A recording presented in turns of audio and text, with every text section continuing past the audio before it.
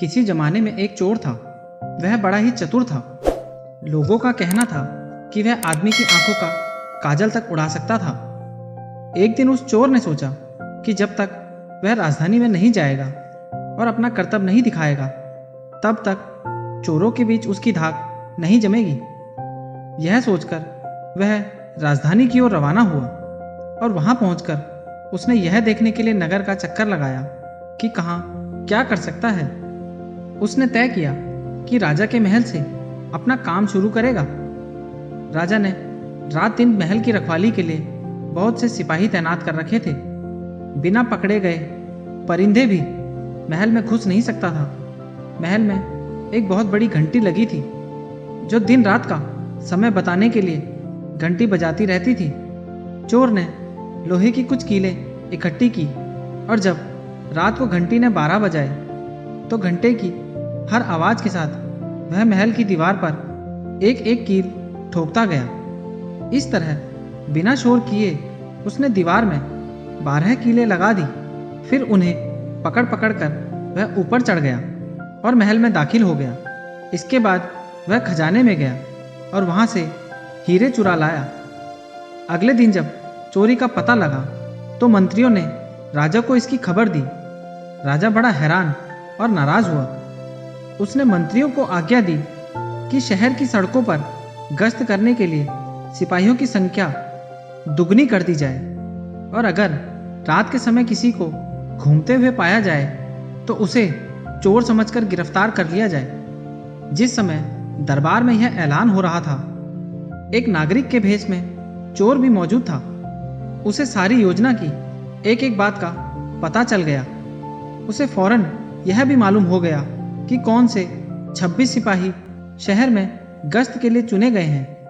वह सफाई से घर गया और साधु का भेष धारण करके उन 26 सिपाहियों की बीवियों से जाकर मिला।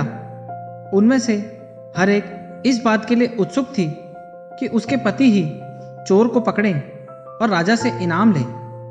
एक एक करके चोर उन सब के पास गया और उनके हाथ देखकर बताया कि वह रात उनके लिए बड़ी शुभ है। उसके पति की पोशाक में चोर उसके घर आएगा, लेकिन देखो, चोर को अपने घर के अंदर मत आने देना, नहीं तो वह तुम्हें दबा लेगा। घर के सारे दरवाजे बंद कर लेना और भले ही वह पति की आवाज में बोलता सुनाई दे, उसके ऊपर जलता कोयला फेंक देना।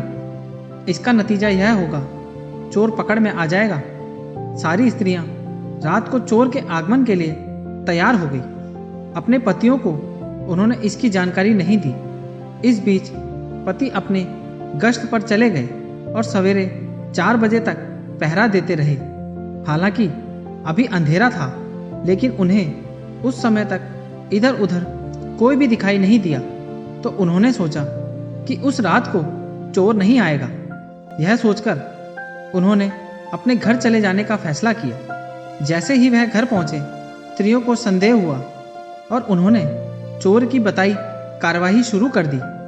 फल वह हुआ कि सिपाही जल गए और बड़ी मुश्किल से अपनी स्त्रियों को विश्वास दिला पाए कि वही उनके असली पति हैं और उनके लिए दरवाजा खोल दिया जाए।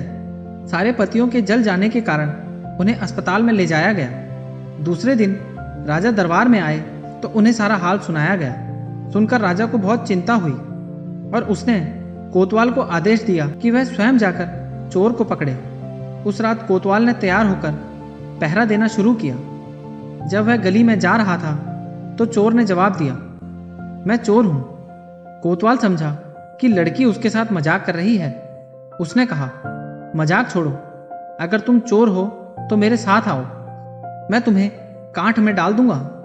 चोर बोला, ठीक है, इससे मेरा क्या बिगड़ेगा। और वह कोतवाल के साथ काट डालने की जगह पर पहुंचा। वहां जाकर चोर ने कहा, कोतवाल साहब, इस काट को आप इस्तेमाल कैसे किया करते हैं? मेहरबानी करके मुझे समझा दीजिए। कोतवाल ने कहा, तुम्हारा क्या भरोसा और मैं तुम्हें क्यों बताऊं? तुम भाग जाओगे तो? चोर बोला, आपके बिना कहे मैंने अपने आप को आपके हवाले कर दिया है। कोतवाल उसे यह दिखाने के लिए राजी हो गया कि काट कैसे डाला जाता है। जैसे ही उसने अपने हाथ पैर उसमें डाले कि चोर ने झट से चाबी घुमाकर काट का ताला बंद कर दिया और कोतवाल को राम राम करके चल दिया। जाड़े की रात थी। दिन निकलते निकलते कोतवाल मारे सर्दी के अधमरा हो गया। सवेरे जब सिपाही बाहर आने लगे तो उन्होंने देखा कि कोतवाल कांट में फंसे पड़े हैं। उन्होंने कोतवाल को उसमें से निकाला और अस्पताल ले गए। अगले दिन जब दरबार लगा तो राजा को रात का किस्सा सुनाया गया। राजा इतना हैरान हुआ कि उसने उस रात चोर की निगरानी स्वयं करने का निश्चय किया। चोर उस समय दरबार में मौजूद था और सारी बातें सुन रहा था।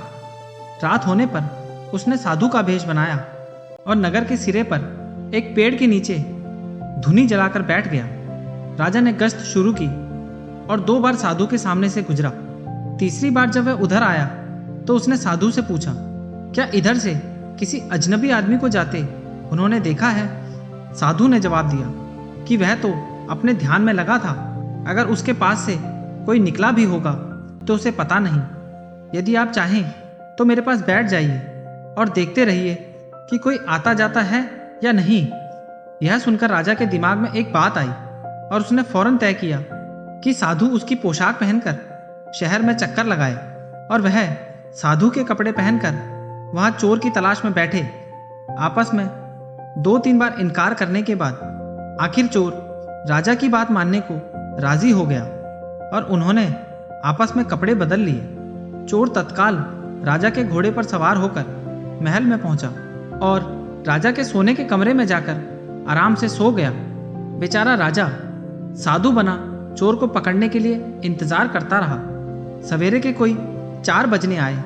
राजा ने देखा न तो साधु लौटा और कोई आदमी या चोर उस रास्ते से नहीं गुजरा, तो उसने महल में लौट जाने का निश्चय किया।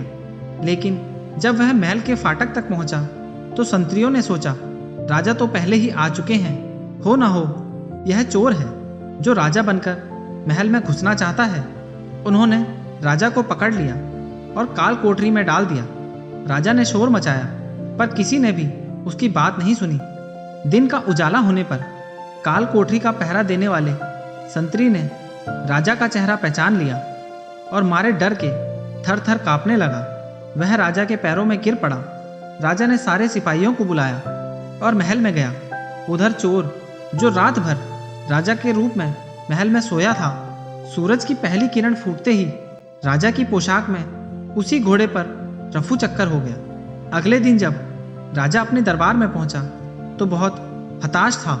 उसने ऐलान किया कि अगर चोर उसके सामने उपस्थित हो जाएगा तो उसे माफ कर दिया जाएगा और उसके खिलाफ कोई कार्यवाही नहीं की जाएगी, बल्कि उसकी चतुराई के लिए उसे इनाम भी मिलेगा। चोर वहां मौजूद था ही फौरन राजा के सामने आ गया और बोला, महाराज, मैं वही अपराधी हूँ। इसके सबूत में उसने राजा के महल से जो कुछ चुराया था वह सब सामने रख दिया। साथ ही राजा की पोशाक और घोड़ा भी राजा ने उसे गांव इनाम में दे दिया और वादा कराया कि वह आगे से चोरी करना छोड़ देगा। इसके बाद से चोर खूब आनंद से रहने लगा।